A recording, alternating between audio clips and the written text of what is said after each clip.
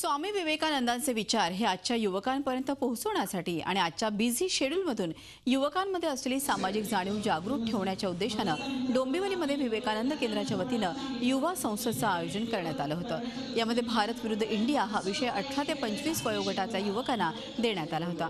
यावेळी तरुणांनी आपले विचार उत्स्फूर्तपणे मांडले। स्वामी विवेकानंद यांनी शिकागोच्या धर्म परिषदेत ज्या दिवशी प्रसिद्ध भाषण केलं तो दिवस विवेकानंद केंद्रातर्फे विश्व बंधुत्व दिन म्हणून साजरा केला जातो।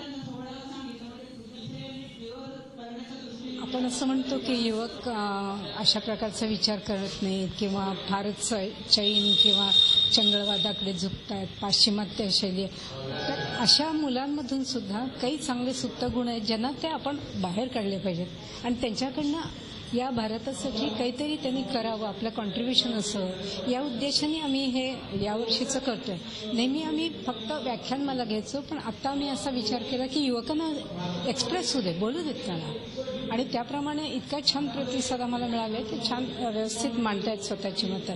आता ही जे युवा संसद म्हणून जो कार्यक्रम आम्ही इथे आता आयोजित केलेला आहे हा डोंबिवली परिसरामधील जे पोटेन्शियल असलेले जे क्षमतावान युवक आहेत हे या ठिकाणी आलेले आहेत आणि त्यामुळे या युवकांचं म्हणणं आज एका अर्थाने मांडण्याची संधी इथे त्यांना दिलेली आहे आणि यातूनच विवेकानंद केंद्र अधिक चांगल्या पद्धतीने इथे उभं राहील।